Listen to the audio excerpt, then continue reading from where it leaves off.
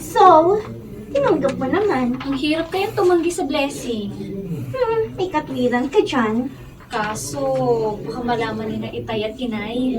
O ikaw lang bahalang gumawa ng remedyo. Bahala na nga. Pero, curious na rin ako. At gusto kong itanong ito sa'yo. Itanong na ano? Hindi kaya kursunada ka ng matandang yun? Grabe ka naman! Oh, Nagmamagandang loob lang tapos yan na agad ang iniisip mo. sorry Kasi wala man akong maisip na dahilan para magmagandang loob sa iyo yung isang tao na hindi mo naman kaano-ano. Nabanggit ko na sa'yo, di ba, na ang tingin niya sa akin, parang anak niya. Eh, nasaan bang anak niya? Ewan ko sa kanya. Kung may pagkakataon ka, bakit hindi mo itanong kay Mang Julio? Wow, grabe naman to. Mas grabe na kaya. Kesa ganyan ka, no? Mapagduda ka sa iyong kapwa.